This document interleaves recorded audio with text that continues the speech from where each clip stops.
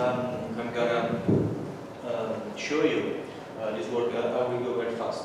This first presentation. I'm Professor Luca Colini from Parma University, Department of Engineering and Architecture, with my colleagues Alessandro Pirondi and Fabrizio Moroni and Dr. Pernekle and Engineer Vescovi are from Dallara Automobiles in Marano. We are working with them since many years of collaboration, especially in research. They are very strong in composite materials and composite structures, especially for the car frames. They are a leader in the Indy formula. They are producing GP2, GP3, and also Formula 1 car, the Haas team, I think. And so, naturally, they are working on also the vehicle dynamics and aerodynamics. They have a gallery, wind gallery, and they've been maybe the first in Italy to have this poster rig, this apparatus in which myself I worked also 20 years ago for my thesis. They are studying the dynamic of the vehicles by applying a real track motion to the car. So this work is about characterization of bonded laminate composite joints bonded by adhesive. This technology is already employed by Dallara, and it's quite interesting for them to understand what is the energy that can be absorbed in this joints fracture, especially to tune their finite element modeling and so on. And for example, in a crash, when they design these crash structures, they need to have this data about the fracture behavior.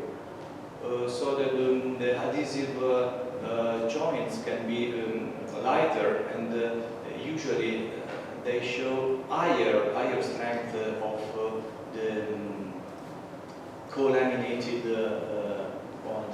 So we have essentially two main technologies, let's say.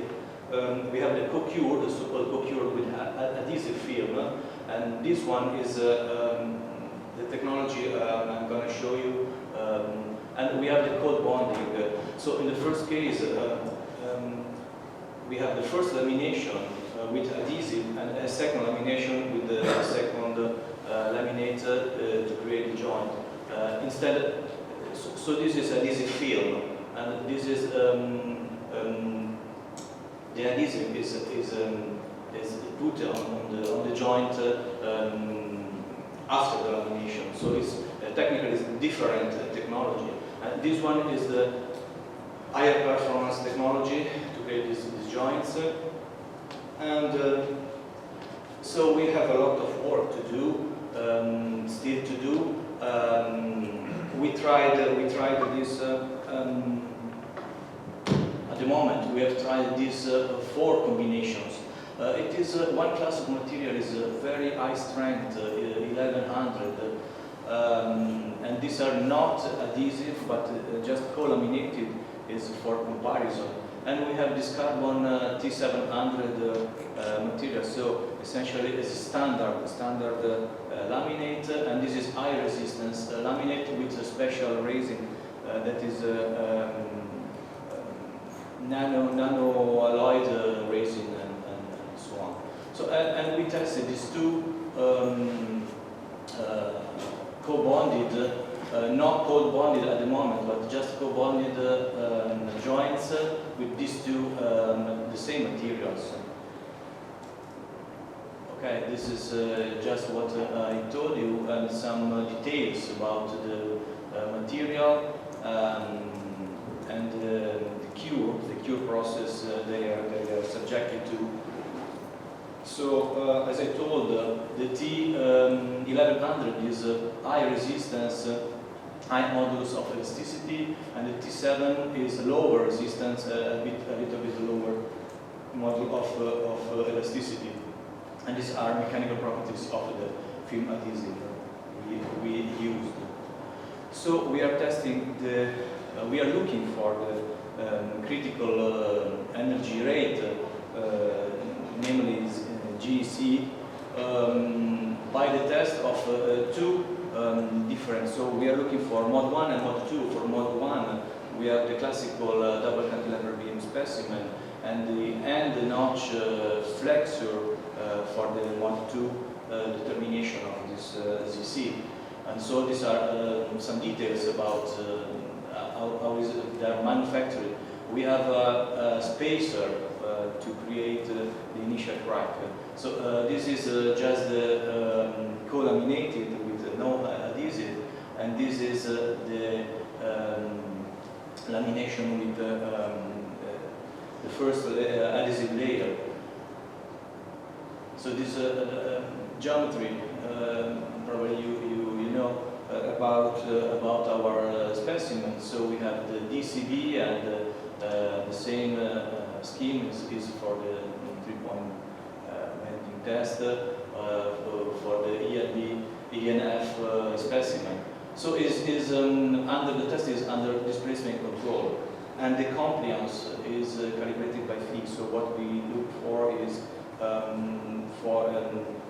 by the loading and unloading curve, we determine the compliance increasing during time, and we are calculating the crack length by the calibration by the finite element model. So these are some images co-laminated with these two materials and co-bonded. What we can see is that we have intralaminar crack propagation, but with the co-bonded we have some different phenomena. So technically, as I told you before, the adhesive can have higher resistance than the base material, let's say, but this is not true. This is not true for the higher resistance material. So we have here the adhesive and here not, and we have higher critical energy rate for the no adhesive bond. So this is the normalized, and this is the higher resistance material. But we have, let's say, some more expected results for the other material, the lower, because we have, okay, the resistance is lower with respect to the higher resistant material, but however, we have the adhesive bonded that is significantly higher than the co-laminated material. So these are the data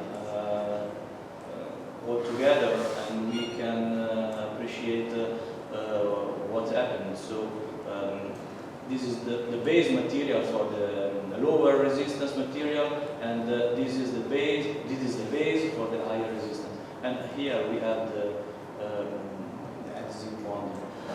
So what is happening is written here. So we have multiple laminations. So the mechanism is somehow to be fully understood yet, because the adhesive is working in one way with the 700 material, and in another way with 1100 material that is not exploiting all the possible strength of this laminate. So in mod 2, we have something that is more normal, let's say, okay, what we expected. So in this case, we have, I'm going to finish, we have only one of the peak force. We take only the peak force because we have the instability of crack growth after the crack reaches the midspan of the specimen. Okay, as conclusion is what I already told, and mod 1 fracture tightness of T of high resistance is higher than the co-bonded because we have multiple delaminations, not the bonding and the co-bonding joints. Mod 2 fracture toughness is more than twice that occurred, so this is what we already expected. And regarding the T700, things are more like we expected. The strength is lower than the ion resistance material, and the co-bonded is, however, is higher than the column-native strength. So thank you very much. Thank you.